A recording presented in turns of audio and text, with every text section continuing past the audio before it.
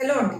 నేను మీ డాక్టర్ గీతిక నూతకి, మీ family doctor. So, ఈ type 2 diabetes మనకు రాకుండా ఉండాలి అంటే, మనం హెల్తీ డైట్, ఎక్సర్సైజ్, స్ట్రెస్ లెవెల్స్‌ని బ్యాలెన్స్ చేసుకుంటే, ఇది ప్రివెంట్ చేసుకోవడానికి అవకాశం ఉంటుంది.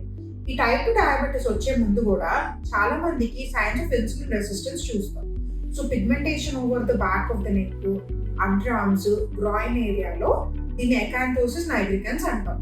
ఇట్లాంటి పిగ్మెంటేషన్ నోటీస్ చేసినా, అన్ఎక్స్‌ప్లెయిన్డ్ వెయిట్ గెయిన్ గానియండి, ఫెటీగ్ గానియండి, ఇప్పుడు మీ లైఫ్ స్టైల్ ఎక్కువ సెడెంటరీగా ఉండి, మీరు ఓవర్ వెయిట్ ఉండి, లేదా మీరు ఎక్కువ స్వీట్స్ గానీ, లేట్ నైట్ మీల్స్ ఎక్కువ తింటా ఉంటే, ఇట్లాంటి కండిషన్స్‌లో ఉంటే కొంచెం ఒక్కసారి మీ షుగర్ లెవెల్స్ చెక్ చేసుకొని చూసుకోండి.